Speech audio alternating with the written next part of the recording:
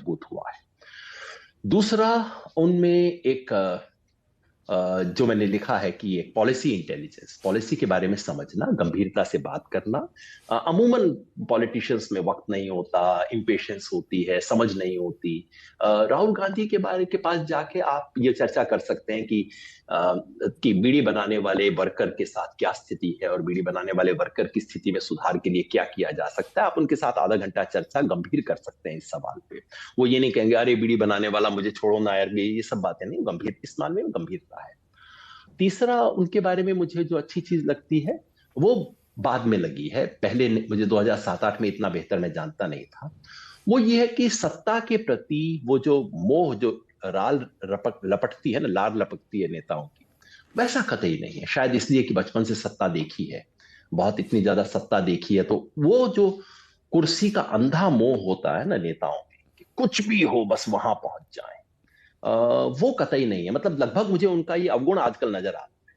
नहीं नहीं, मुझे लेकिन महसूस मैंने होता है मैंने कि जो कुछ आपसे तो होना पूछा ना, चाहिए। जो मैंने आपसे सवाल किया वो इसलिए किया क्योंकि अक्सर उनके समर्थक भी इस बात से नाराज हो जाते हैं कि राहुल गांधी सीरियस पॉलिटिशियन नहीं है। सामने खड़े हैं 24/7 पॉलिटिक्स करने वाले नरेंद्र मोदी, अमित शाह, जेपी नड्डा, और ये देखिए कभी छुट्टी मनाने विदेश चले जाते हैं, ट्विटर पर रहते हैं एक्टिव, बाहर निकलते नहीं। तो पहली बार जब वो ये भारत जोड़ो यात्रा के जरिए गंभीर नजर आ रहे हैं, तो क्या आपकी ओपिनियन इस यात्रा में उनको देखकर बदली है क्या राहुल के बारे में?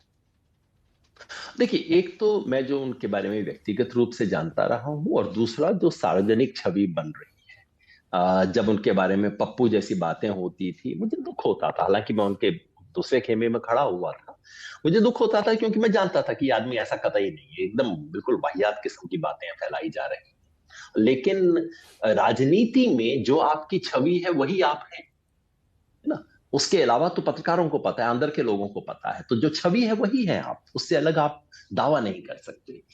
इसलिए ये बेहतर है कि इस यात्रा में, और वो आपने बिल्कुल ठीक कहा, राहुल गांधी के लिए जो बहुत बड़ी चुनौती रही है वो ये साबित करना कि इन 24/7 पॉलिटिशियंस का मैं 24/7 खड़ा होकर मुकाबला कर सकता हूं। ये बिल्कुल उनके लिए चुनौती है। और मैं नहीं कहूंगा कि एक महीने की यात्रा में चुनौती खत्म हो गई है, नहीं भाई। ये तो 24 का मांग, 24/7 इंटू 365 ये मामला है ना।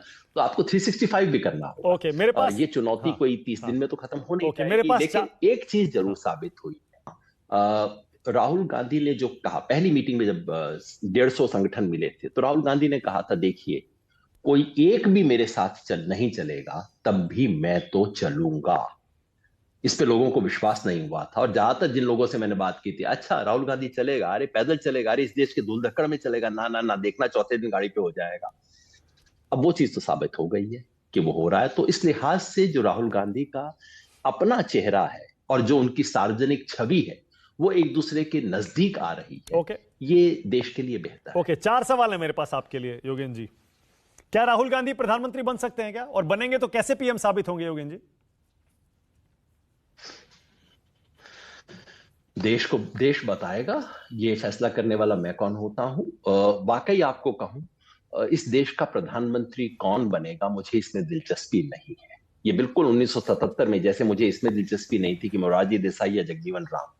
इस देश को उस जमाने में इंदिरा गांधी से मुक्ति मिले और कांग्रेस का इमरजेंसी खत्म हो, ये ओके, मुद्दा ठीक था। है, ओके। इसलिए इस समय मेरा मुद्दा ये है कि इससे मुक्त छुटकारा देश को मिले।